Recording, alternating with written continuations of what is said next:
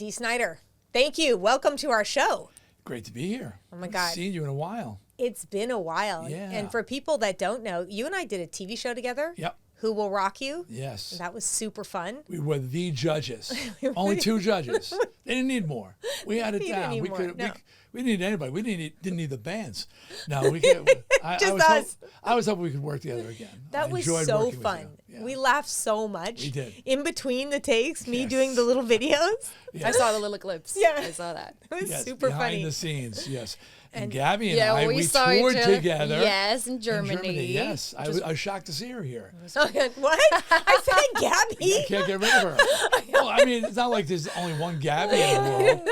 But I think you like, mentioned wait, to you? me. You? Oh my God. What are you doing here? Yeah, I was shocked. I said, oh, this must be Gabby. Gabby? That was a fun tour, though. Yeah. It was. It was a great tour. It was great. It's really amazing. You know about it. The audience doesn't know about it. But it's what do they call it? Rock meets classic. And it sells really big in Germany. Yeah. They love it. It's been going on for years. Playing arenas. It's awesome. Yeah. Munich was amazing. Yeah. Huge arenas. Yeah, no, I saw all the videos and the pictures and you guys singing together and it was amazing. Yeah, so one night early on, I told before the show, I told the girls, it's a general term, girls that I, was pretty much retired, so my voice is kind of out of shape. So I went to Germany, I hadn't sang in a while, and now I have to do 10, 15, whatever shows we're doing. And like the third night, I'm kind of burned out, and I got to do Highway to Hell. And I tell the team, the backup singers, listen, if I hand you the mic, just take it. So sure. So I get to the part in Highway to Hell. I said, I can't sing anymore. I just stick it in Gabby's face. No problem. Gabby she grabbed it. That was super fun. She took it from there. I said, thank you. Give me it back. I'll take the last piece. Yeah. Yeah, she's amazing and she's incredible. But every time I've heard you sing live, and we were talking about this. We watched you at the Metal Hall of Fame. You sound just like the record. It's like, I mean, you really do. And then you also sang on Who Will Rock You, and it blew me away. It was the first time I heard you sing live. I push air. I'm very loud, my voice. And I don't have a head voice. I don't have a soprano. So when I'm singing. Very chesty. Yeah, it's booming. So a lot of times it surprises people. Yeah. Because I remember I did a thing, and this is not to belittle Brian Johnson in any way. Fan, love him. He's a wonderful guy. But we were singing a whole lot of Rosie together at a festival, and my sound man said he had his level, and then all of a sudden I started singing. Brian's singing, he's pushing it up, because Brian sings and that. It's a head voice. A lot of people, Axl does it. Everybody, a lot of people do it. And then I start singing, and he's like, "Oh shit!" And because I'm just like blowing out the gauges because I just push a lot of air. But you're one of the best probably frontmans that ever lived on planet Earth. Well, he's on a list because every of that. time he would get starting the show with Rock Meets Classic, people would get on their feet. It was incredible to watch. If I had to say, people say, "What do you do best?" What do you do best? I'm a great frontman. Yes. I'm a better frontman than I'm a singer. And people don't realize that frontmen and singers can be mutually exclusive. There are great singers like John Anderson from Yes, for example, or other people, Ronnie Dio. People get very upset. Understand, a frontman is the person who engages the crowd. Yeah. He's like a song and dance guy. It's his job to get everybody going. And people like Ronnie or Robert Plant, amazing singers, they don't have to move around. They just stand there and just belt it out, and they're wonderful. But being a good frontman is another deal, and I pride myself on doing that. Yeah, absolutely. Thank you, Gabby. Absolutely, confirm. Well, he's on a list as like one of the Yes. best I singers know, but it's ever. like 37, and I'm looking ahead of me, and the bass player in Slayer is ahead of me. The bass player in Slayer. I mean, I love Tom, and he's unbelievable. He's a bass player. Right. Who made the list? Who made that list? Seriously, it's like you feel good, you're on the list, and you wait a second. Yeah. Who's Oh in my front of me? gosh. Okay, talking about good things that you are. Yes, you're a great frontman, but you also are an author. You are a radio host. I mean, there's so Actor. many things that you do. Actor, writer, director. I mean, you're telling me all these things as Voiceover. well. Voiceover is, Yeah. I was about to say that. I mean, you make a lot of money doing voiceover. Yes, I have made a lot of money doing voice. It was a godsend. When the bottom fell out of my career in the early 90s, Grunge came in, that's when I found voiceover work, and it was like, well, because you do VO, the mailbox is your friend. It's like you can't wait, residual checks. And it was like the first thing that started bailing me out of the hole I was in. Then it was radio, which I've been doing over 30 years now. House of Hair, my syndicated show, is 27 years. Wow, 250 stations in North America, Canada, Mexico, Germany. I'm on in Germany now, so Gabby. But, so I've been doing that forever. So these are things that allowed me to find a new career while grunge was dominating. Yeah. And then the whole retro thing came in, and it was cool that Twisted got to go one more time. That was fun. I mean, it's so big now. It came back again. Everything's back. But here's a story I want you to talk about, which blew my mind when I heard it, is, and so many people have egos that when you're at the top of your game, which you were one of the biggest bands in the world at your time, you're huge, and how many #1 songs? It was crazy, right? And then all of a sudden, nothing. Everything goes away for you, and you take a job answering phones. Yeah. What? So, so I'm married. I've been with Suzette 47 years now, since I met her. And what a godsend for me. I mean, so many levels that she was 15 and hot as fuck.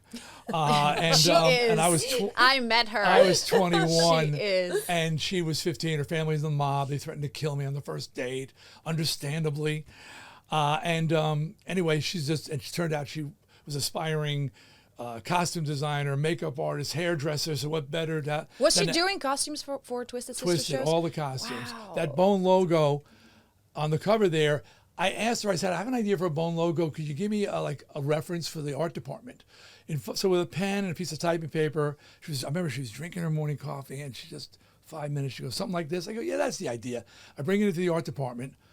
When the album comes out, that is the logo she drew in 5 minutes, the Bone logo, and it's on every T-shirt, every backdrop, every advertisement. And she's mortified. She was never paid. And she said, my God, I just was a quick sketch with a pen. Yeah. With a pen. I was just like, you just said you wanted an idea. I said, I didn't know they were going to publish it.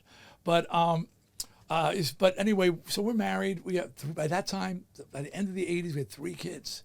By 1990, we have 3 children. And the bottom falls out of the whole business. I mean, I remember I joked that I got a memo that says, we're not doing what you do anymore. But that's what it was like. We're not singing like you. We're not writing songs like you. We're not performing like you. We're not dressing like you. We're not looking like you. Everything you do is now unacceptable. Now, can I ask a question? So, do you, in your own opinion, do you think that it was sudden change in the taste of the audience, or was it the major labels that just made this decision pretty much overnight of what they're gonna? Oh no, support? No. The metal scene did itself in. Mm-hmm. First, the first thing we did was, we used to be the thing. You're releasing the credibility track, the up-tempo one, and then the second track is your power ballad. Then they cut to, record company said, well, let's skip over that credibility track. All we need is the power ballad. So then the power ballad, bands just started releasing power ballads. Mm-hmm. Then the idea came, you know what? We're going to unplug. Mm-hmm. So we're going to, for more credibility, acoustic. Yep. Well, if you're acoustic metal band, only playing a ballad, More Than Words by Extreme, who are a great band, but known for one song, and Mr. Big, To Be With You, incredible band, but all they're known for, Saigon Kick, I've been told they're a great live band, and everything is an acoustic song. We just, and it got so overblown, so burned out, so replicated, and that people got fed up and tired of it. Right. And they were looking, and the Seattle scene appeared to be fresh by comparison. It wasn't so pretentious. It wasn't so pompous. I got it. We did ourselves in. Too much of a good thing. Yeah. I want to go back to your wife. Yeah. And the 47 years. Counting? Okay. Yeah. She's not. I am. Okay. It's like, that's one of the, people say, what's your greatest was accomplishment? Was it like yours? Getting Suzette to fall in love with me. That was my greatest accomplishment. She wanted nothing to do with me. Okay, that brings me Did to you this. know right away? Did you know right away? Where's my camera? She's your soulmate? Can you see that? No, I knew frats. Thank you. So Twisted had just started. About 7 people in a bar to see us. She gets her cousin's ID. She comes in like a fool. She walks right to the front. There was nobody there, and stands right in front of me. Aww. And she's just like marveling at this freak show wearing Daisy Dukes, stockings, thigh-high boots, and a T-shirt that said "I'm Dee, blow me" on it. And I assumed that she must have been into me, but she was a 15-year-old girl who was just like, whoa, this is amazing. She thought she was going to see a girl group, by the way. She heard Twisted Sister was playing. She goes, oh, great, we're going to see a girl group. I want to see a girl group. And I just saw her, and I forget it. Anyway, I came up to her. She said she was too afraid to not give me her phone number. She didn't know. The first thing she said to me was, I'm a good girl. I said, come here. She comes over. She goes, I'm a good girl. I said, okay. And I said, you're not 18-year-old drinking age. I said, how old are you? She said, how old do you think I am? I said, 17. She said, 15. I was like, oh, no. Because I'm already gone. Up here, I am already gone. Yeah. I've got to have this girl. And at all costs. And then I just stalked her like a wild animal, and she finally caved. She finally caved and gave up. That was it. I really believe, yeah, they call it Stockholm syndrome, where the captive gets used to and falls in love with the captor. Yeah. I think that may have been a relationship. That's 46 years later. 47 years later. 47 years. Yeah. But it was counting. Sorry, So 47. So I'm talking about frats because I love this book, by the way. I couldn't wait for you to get here so I could tell you about it. She's Angel, correct? She's Angel. So, you try to, it's based on actual events, the story of the book, with fictitious characters driving the story along and bringing all the pieces together. And they say when you're writing, go with what you know. And I was writing about a romance between Bobby and this girl that he sees in school who makes him swallow his tongue, which I've said many times about Suzette. I said about her. And, and I said, well, how are you going to, I used our courtship. She meets the parents, the mob parents who threaten them, the first date, Christmas story that's in there, walking through the snow to go see her. Yes. This is all stuff that's happened with me and Suzette in our courtship. So, yeah, she's Angel. That's awesome. And then there is a guy, I heard you talking about him. Carl's in here, right? You have a Carl, but you also worked with a Carl. I did. Yeah. You remember that. Yes. So Carl, the guy, that's in my... And the docs. Yes. Yeah. Yeah, Carl's the guy. Well, I used to, in my struggles, I worked cleaning bathrooms and mowing lawns and on a loading dock. And on the loading dock, there was a conversation where the guys were talking about benefits and retirement plans on the loading dock of a department store. And I'm like, you guys are going to stay. We're all in our 20s. Yeah. I mean, I'm 19. I said, you guys are planning on staying here? They said, yeah, what are you doing? I said, I'm going to be a rock star. Big mistake. That became my nickname, rock star. Yeah. And every time there was any crappy job, anything, there was a rock star. Go clean up the vomit. A rock star. Some kid took a shit on the floor. Hey, rock star. So I became like the laughing stock because there was he's a rock star. And there I was working with everybody else down and dirty. Then years later, I was a rock star, and People Magazine takes me to my high school, and I walked in, and it was Baldwin High School, and pandemonium. And as I'm walking down the hall with this mob of kids following me down the hall, there's Carl, one of the guys who call me rock star in the loading dock, and he's sweeping the floor, and I'm like, Carl, it's me, rock star. He was like, hey man, what's up? He goes, hey. I'm a rock star. He goes, yeah, I know. I said, so how you doing? And he's like leaning on his broom. And my goodness. Okay. So yeah, I got Carl. That's awesome. Yeah. That's awesome. Revenge is sweet, people, by the way. Was there really a true Jimmy O'Reilly who's like one of the most evil people? Was there somebody that evil at your school? I had to change all the names to protect the innocent. And the different characters like Bobby, Brett, Jimmy O, they're amalgams of people. But there was an evil frat, which I changed their name. Yeah. And these guys were really dark. As a matter of fact, oddly, I became friends after high school with the guy who founded that fraternity, which is talked about, and then his brother, who basically turned it evil. dark. And that stuff, when they talk about the war council and stuff, Yes. it's the first time I laid eyes on that guy. And we later became friends. Matter of fact, he's godfather of one of my kids. He's not Jimmy O. But those things that happen, I don't want to give away things, but that a homeless guy, all those brutal, ugly things are all real events that happen. And that very end, did you get to the end of the book yet? Of course I did. Okay. I read this in one sitting. I read most of it in one sitting. Everybody was hungry. We went and got food, came back and read the last 20 pages. That's really sweet. Yeah. It's a page turner. It's only about 200 pages. People say it's I a read great it summer like that. read. It's that kind of thing. Yeah. It sucks you in. But the thing that happens that Bobby tells at the very end, the Yes. story of what happened to Jimmy O, Yeah. that's true story. Wow. I don't want to say what, but That horrible, wow. horrible, Yeah. it's unimaginable. Yeah. She's Yeah, partway no, through I and I know, took I it. know. I'm like, She- no, I'm yeah, reading It's this. I finished it. unimaginable Yeah. what he does before he goes to prison. That's awful. And it's based on truth. So these are real events that happen. Again, the characters are amalgams of different people who did different things. Yeah. Yeah. So was the gun and bat story real? That's it. They got to actually. That's two stories combined. Okay. My wife's family threatened to put me in the bottom of the lake. Okay. They said it was like I met the Sopranos. I came in. She says, "Come over for Sauce Sunday.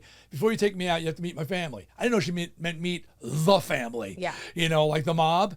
And so I came in, and the Sopranos were there, and they told me if I laid one hand on their daughter, they would hunt me down to the four corners of the earth and put me in the bottom of a lake. And I believed them. Yeah. They like me now, Yeah, 47 years later. Yeah. But the gun and bat, that was another mob family. That was a situation. It actually involved rock bands of all things. Seven Dust was opening for a band called Propane. And I remember Seven Dust had a black lead Seven singer, Dust, yes. and there was a little bit of a thing going on between Propane and Seven Dust, so the management said, "Is it a gun problem or a bat problem?" And he said, "What do you mean a gun problem or a bat problem?" Well, do we need to bring our guns or do we need to bring our bats? So they wound up bringing their bats, and problem was solved without anybody being killed. So there are gun problems and there are bat problems. Okay, so that's so funny. Yeah, how you pulled They didn't everything want me in. to be a gun. They didn't want Bobby to be a gun problem. Right. Yeah. Right. Exactly. I want to ask you about your necklace, because I heard it's a very prized possession, very special. It's a Lemmy bullet. The Lemmy bullets, for those who don't know, Lemmy had his ashes split up and put into bullets, to say Lemmy on them, and given to his friends. And I had heard that there was these Lemmy bullets. We're friends, but I didn't think for a second that I would. Lemmy was friends with a lot of people. He was a wonderful guy. I'm sure you knew him. Yeah. I don't know if you got to meet him. Just a sweetheart. And I'll tell you a story about Lemmy, my wife's theory on Lemmy in a second, because I think it has a place here.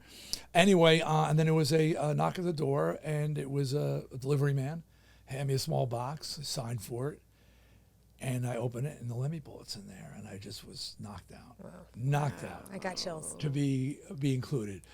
But Lemmy, was so key to the success of Twisted Sister.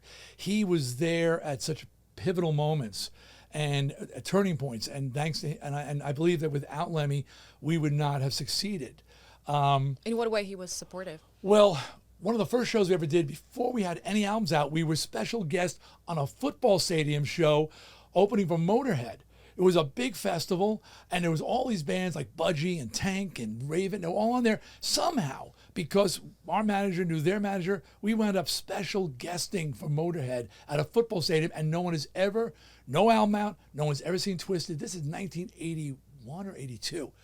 So the glam thing is as dead as a doornail. As a matter of fact, it is like the band Girl. Remember the band Girl? I've heard that of was it, but I Phil. don't know. That was Phil from Guns, LA Guns. Okay, yeah. And also Phil Collin from Def Leppard. They had a band called Girl, and it was in the early 80s, and they were wearing a little makeup. They got bottled off the stage at Reading Festival. Bottled off the stage. You couldn't show any makeup, any femininity. No one's doing it. And here we are going on in the daytime before Motorhead's crowd. And I'll tell you what, you'd rather go to bed with one of the men in Motorhead's crowd than one of the women, I'm telling you. It was over there in England. Oh, my God. well, that's a rough group. And Lemmy, we were so worried about going out there on stage. It was actually a conversation, I didn't bring it up, to take off our makeup and costumes and not wear it on stage, because that's how threatened we felt by the crowd. And I said, look, I've worn this in so many situations. I had so many fights. I'm not taking it off now. And Lemmy walked in. I never even met him. And he said, I'll introduce you guys. The headliner never met us, offered to walk on a stage and bring out the band. And so we were walking on stage in full regalia, and you could just see the bottles and cans like this. And then Lemmy walks out. And somebody translated, because Lemmy was very difficult to understand. He basically said, here's some friends of mine from America. Give them a listen. And people just went like this. They just lowered it for a second. We came out on fire, and that show, one of the greatest ovations of my career. 10 minutes after we were off stage, we could hear the arena, the full stadium going, Twisted. Wow. Twisted. And then Lemmy comes in and goes, I introduced you, now you introduce me. Oh, that's I got chills. I'm the same way. I mean, so I go out, I walk out on stage, place goes crazy. I introduce Motorhead. I mean, I'm a Motorhead fan. I'm a headbanger. And then I go to the side stage and I'm just, banging on the side of the stage. And he dedicated America to me in the middle of the set. He goes, this one's for him. Wow. But from that point on, Lemmy just started showing up at the Marquee Club. He'd go in the front door like through the crowd and just come into the dressing room and come up and jam with us or bring the band on different gigs. So pivotal moments. At his funeral, his memorial, everybody was there. It was such an insane turnout of people, and people getting up there and speaking, and and Duff and Slash got up, and Grohl got up, and Triple H and his shoemaker got up, and a family that followed the band around Europe, and he would always take care of them. They all got up and talked. And my wife leans over to me, and she goes, I think Lemmy was an angel. What are you talking about? She's very spiritual. She said, well, they say that there are angels sent down to guide us on earth, and they're sent down. And I think, look at these people. Every story is like Lemmy was there at a moment. Like he was there for you guys at the moment. We were, if not for Lemmy, that's all I gotta say, not for Lemmy. Yeah. And our careers would be totally different. These people have all these stories about Lemmy there, all that kind of Lemmy was there for me story. Interesting. And I said, so you're saying, I'm pretending my wife's there. So God sent down an angel that looked like a biker pirate. And she said, would you listen to somebody wearing long flowing robes? Right. And I said, no, I wouldn't. So I think there's some truth in that. He was an amazing, cool guy. There are angels, they come in all shapes and sizes. Yeah. And I think Lemmy was that guy. I'm hearing those stories. He touched a lot of people's lives, and not just musically, just as a person. He was always nice to me. Every time I interviewed him, every time he did a red carpet with me, we took pictures. He was just so kind. Yep. He was so nice. Yeah, very rough on the outside. And he doesn't look like you. No. Yeah. Rough on the outside, smart, so smart. So here's my first meeting with Lemmy, and this is the basis of our relationship. So Lemmy, he loved our band, and so when he comes, he goes, come with me. Go into the bathroom, cuts 2 lines of cocaine. And I said, Lemmy, I don't get high. And Lemmy looks at me and goes, okay, more for me. And he did both. And that was our relationship. When he hung out with Dee, he didn't have to share shit. And when we got to his memorial, they had shots of Jack all lined up. Yep. And Suzette said, we don't drink. And she said, should we do a shot for Lemmy? And I said, no. Lemmy and I had a relationship. More for him. More for Lemmy. I said, Lemmy, I'll leave it more for you. Yeah. That's so awesome. Speaking of the fact that you, didn't get high, didn't do drugs, had a brain on your shoulders, and then you went. I know we both wanted to talk to you about Congress and how you showed up. I mean, in your with all your hair and who you were, and walked right into Congress and did your thing, and you didn't sound like a stoned, drunk, stupid rock star. Yeah, they didn't vet me very well. I was probably the most recognizable face, but they didn't do their homework. There are other people that would have fit perfectly. I won't name names. We know who they are. We probably do. Stumble bums. Maybe you dated one or two of them.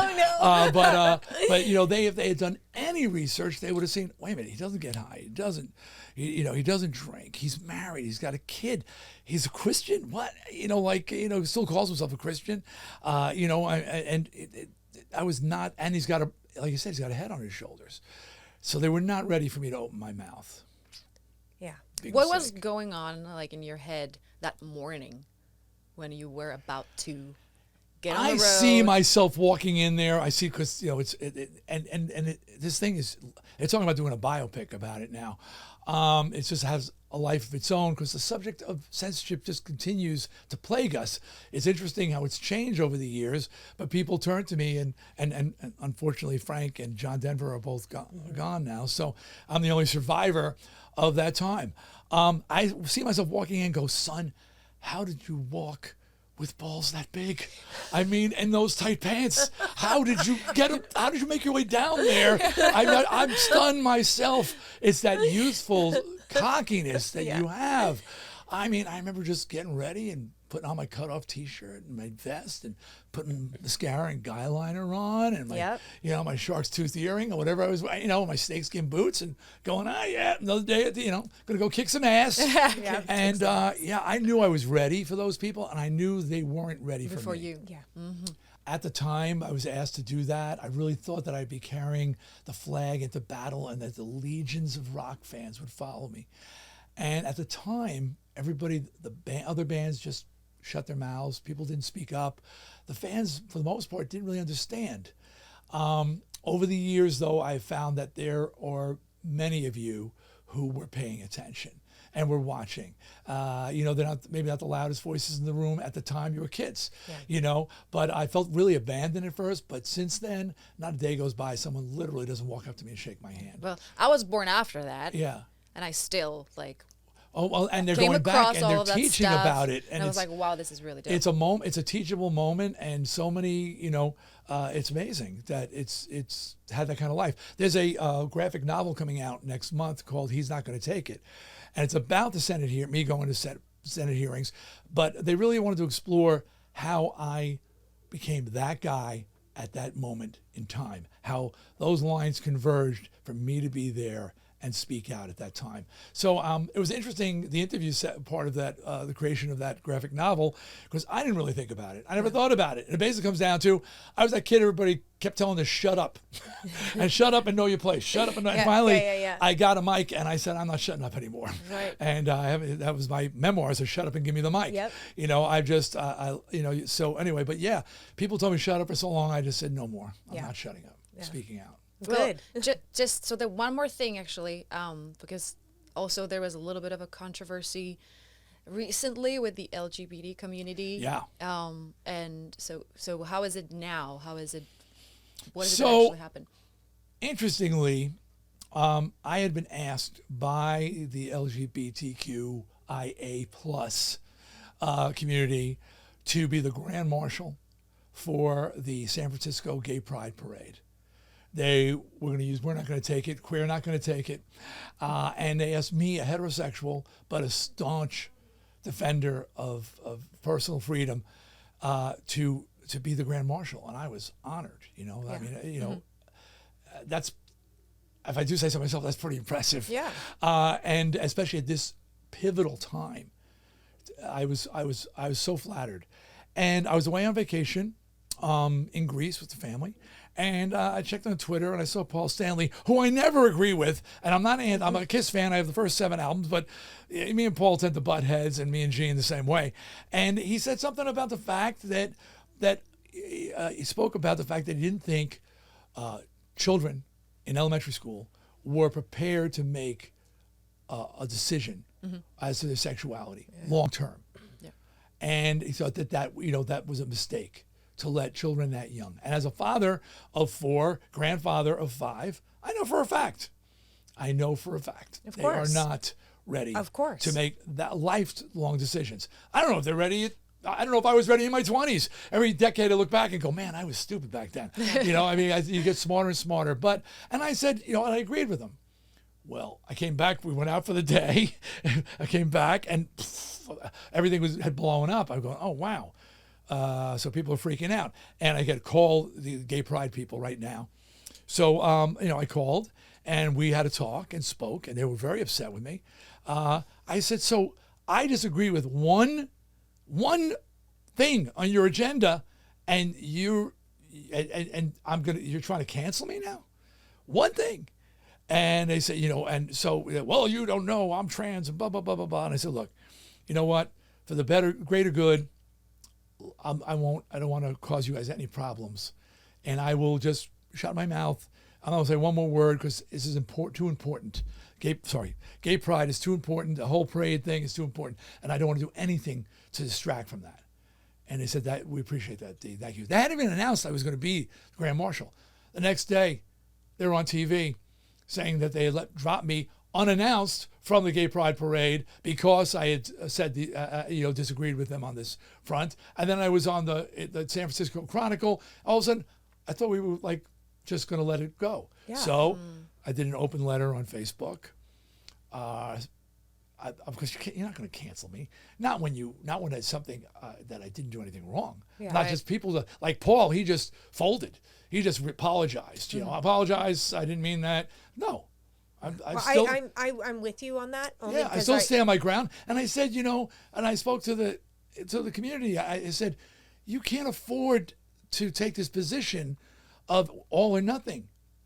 You need more than just your core group to support your cause.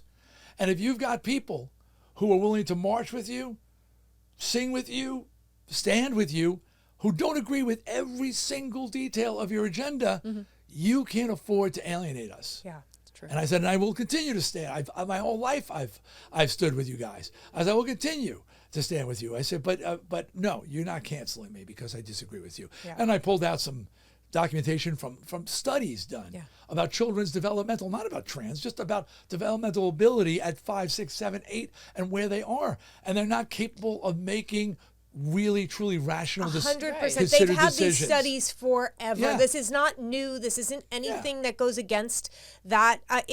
But what was very upsetting is they will take kids away from parents who don't want to me, I don't want to use that word, but who don't want to let them transition at a very early age. And to me, that's why are you taking the parents' rights away? That's a very terrifying situation, and it's happening. Yeah. They're taking children away from parents. Well, you go right back to the Senate hearings, and what I said is this is the parents' job, to whatever the music, listen to the music and decide whether their children should hear it or not.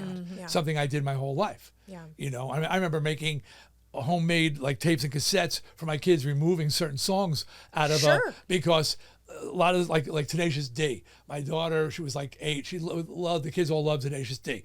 But there was a song on there called Fuck Her Gently, and that one, she didn't need that one. So I removed it, and I gave her the rest of the music. I also cock push-ups. Right. Yeah. I took out cock push-ups as well. But that's my job. It's not their job to decide. Yeah. And the same thing, it is the parents' job.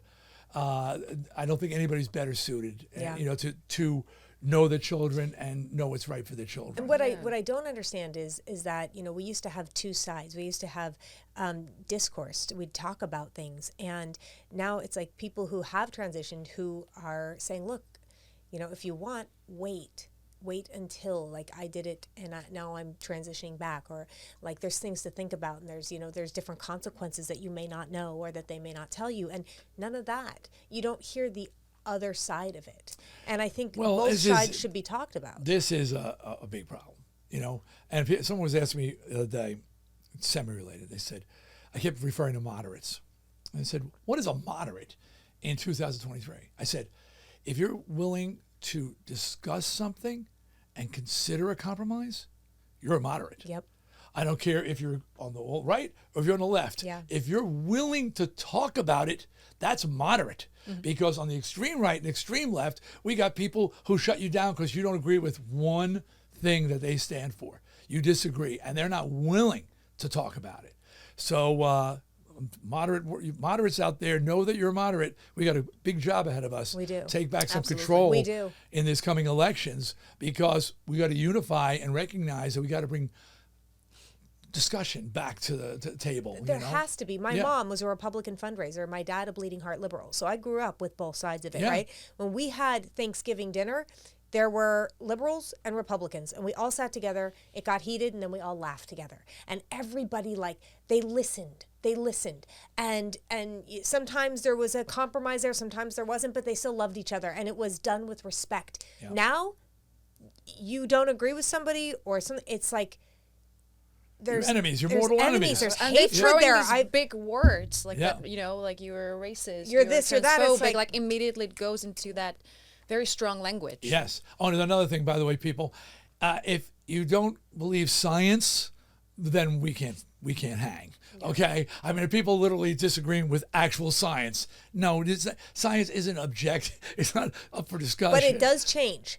This is the thing. There's certain things, of course, not. But when people say trust the science, well, there's been stuff like, for me, being vaccine injured in 2007, when I hear something is safe and effective and there's no side effects, that really, really upset me. Because I was sick for 11 years from a vaccine. 11 years. And it almost took me. Well, and, so and, to and me, you're when right. you hear that, Science I go, does, and then people oh. use that, though, as an excuse to say that science is wrong.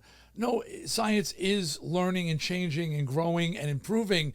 And when something is proved not to be effective, we've got to change the science and change the 100%. understanding. So, 100%. But we still need to at least try to use facts and information to draw a logical 100%. conclusion. Use common sense. Use common sense Yes. and use facts that have been, like, to me, when the fact is, on every medicine ever created, there can be side effects. Every single medicine. There is. Right. But so when you go in and say And there's if you're not, one of those people that gets the side effects, it didn't work for you. yeah, You know? right. So it's like, there's certain things when people use science against you, science has to be used and has to be used correctly. Yeah. It has to be. And when there's peer review studies and when there's years and years of studies and this is how it is, there you go. That's how it is. Or when you say, I mean, there's certain things I'm not going to say because I would get canceled. So I have to keep my mouth shut a lot of times. I'm like, guys, that's not what happened to reality. I think some reality has been removed from society. A little bit, yes. Yeah. And also sometimes when it comes to these big subjects like science or education, sometimes you have to follow the money. Do a little bit of a research for yourself. Well, because we have just because the FDA approves something, Right. Yeah, or the Environmental Protection Agency, there's a lot of manipulation there. Yes. And I say, wait till you see some, it's like, just wait a little bit. And I know sometimes when you scare people so much, there isn't waiting. And it's like, that's, I should have done my research when they told me a tetanus shot because I stepped on something. I stepped on a nail. There was no rust. But they said, get a tetanus shot. And I got that tetanus shot and I ended up in the hospital with blood coming out of my nose, like with like a hydration drip, like couldn't pick my body up out. And from that day, my health just deteriorated. Wow. And now knowing that rust doesn't necessarily carry tetanus. Most of the time it doesn't. And it's found in barns, in cow and horse poop and in barns. We don't live like that anymore. So tetanus is so rare that you step on something, even if there is rust. Are you in a barn? Are you somewhere where a cow has been? So that's where rust comes I've had so many from. tetanus shots. I just got one And when we went to Africa. I think I got a tetanus shot. But it lasts 10 years. Yeah. So you don't need to keep doing it either. Yeah. It lasts 10 years. So Have you ever reported it? Is the question. I didn't even know about VAERS. I didn't know about Right. anything. So All I there's knew is so- that, yeah. Let's say there was a side effect that was never reported. She's just Right. one of who knows how many people, Yeah, right? I never missed work. I got the shot. I walked into work and they're like, go home right now. Like I was a radio show in Las Vegas and I walked in and I'm like, I'm just going to keep this bucket here because I'm nauseous. And I go home. And then I called up my producer. I'm like, I can't get out. I can't walk. I can't get out of bed. You have to pick me up and take me to the hospital. And it was so bad. Wow. Yeah, it was that bad. So I just was so now, and I've never had a problem with vaccines. I've been vaccinated. I had my vaccines and whatever. And then that happened. So now I just question it. Was that your first tetanus shot you ever had? Probably second. Okay. Probably second tetanus shot. And so, yeah, and that's when I started questioning things. And then I always I would always question things anyways. I mean, doing the Red Pill podcast and having like people on listening to like the biggest conspiracy theorists in the world. Some of them now have come true. So that's kind of scary for me when you listen to somebody and go, okay, you know, sounds ridiculous or, you know, that's far-fetched. And then it starts to happen. You go, who else did I have on my show that maybe was telling the truth? So I look at things differently. Yeah. I look at things differently than how I did before. Yeah. Well, that's good information. Yeah. Actually. Yeah. So I just, interesting, right? Yeah. Yeah. Really yeah, I interesting. didn't know you were dealing with those things. I did. And, because you're a professional. I did. I was put sick on a happy face. for so long. I just thought that's how life was going to be for me. Exhausted all the time. Tired all the time. Wow. Like when I was doing shows, I'd always drink my energy drinks to keep my energy up. And then, see, this is why I have water. This is why I have my water here. And then when it started to take my memory, because I had pain. I always lived with pain, arthritis, all this stuff, like eyesight problems, skin problems. Like, in fact, we're doing podcasts about it. I could live with that. But when my memory started to go, I thought I had early onset Alzheimer's because my father had Lewy body dementia, my grandfather had Alzheimer's, and my uncle just died of Alzheimer's last Dad week. got it. How old did it start? Was he when it started? When I started my memory loss? No, your father. Oh, he was diagnosed in 2009. So how old was he around then? In his 70s, late 70s, like mid 70s actually, because he died at 82 in 2014. Oh, I thought he was older for some reason. No, 82. I'm drinking water. Does everybody know who your dad is? Is that just like well known? I think most people listening to this podcast would know my dad's Casey Kasem. Yeah. Well, it's also, I mean, he's a different generation though as well. But when I say he was Shaggy on Scooby Doo, people go, "What?" Yeah, that was a big one. I know who your dad is. Yeah. So that was cool. And you came in saying you have questions for us. We'll give you a question each, and then we're going to wrap this up. Well, it was interesting just about your dad, and is that that Matt, what's his name, who played Shaggy, he imitated your dad. Yeah. He did a great impersonation. That's right. He was doing your dad. He didn't try to change. Yeah, and I know he would say, hey, you know, it ain't broke, don't fix it. Yeah. Everybody loves that He voice, did a good job. that character. Yeah, it was great. Yeah. They did a lot of episodes on that too. They did. I think it was almost. Oh gosh, how many? It's the longest running cartoon in history next to The Simpsons. I mean, I think they actually. Scooby Doo's longer. Scooby-Doo's running longer, with new episodes. Right, amazing. Yeah, isn't that crazy? Yeah. So I wanted to ask you, like, how did you become this? I view you as a metal chick. Yeah. A metal fan. I have only seen you in metal situations, metallic situations, but I think you're a metal. How did you, how did that become your music of choice? It's just like when I heard rock music as a kid. Yeah. It was like that was it for me. Well, your dad was doing America's Top 40. It was all pop. Real pop stuff. But I like Broadway. I like pop. I mean, country. I like everything. And we were discussing this. Ash over here was doing all this, doing all our stuff. Ash and Sid. I'm gonna give a shout out to you guys. This is awesome. Thank you so much. But it's like if there's a good song, if it's well written, if it's well sung, like even if it's not well sung, but there's heart and there's feeling. I don't care what genre it is. It will pull me in. But rock. She has a great taste. I have to say. Thank you. Like Thank you. I'm kind of snob when it comes to music. A little bit. You are. Yeah. Pretty much. She has it. What's your music of choice? She's first of all, Dee, I've never met. She's like my soul sister, and I'll tell you something. I've never met anybody in my life, including a guy, who can listen to death metal, to metalcore, to really heavy stuff for hours and hours with me because it's like something that touches my soul. We went and we drove. We did a 5-hour trip from Tampa to Miami. The entire time we listened to Rammstein. The entire time. Okay. Then we did a trip, and we've done many, many, many trips. But we did a trip from LA to Vegas, and the entire time, starting at the first album, Slipknot the entire time. So, and then I'm into really heavy stuff. Yeah, but I know all the classics. She does. That would still. I'm kind of nerdy about it because I was born 1993, but my dad was a guitar player. Okay. So we would have You have to tell them that. You have to tell them that. stashes of like CDs and albums in our house. My brother is a drummer. So we grew up still kind of, till this day, I kind of still live in that bubble, Right.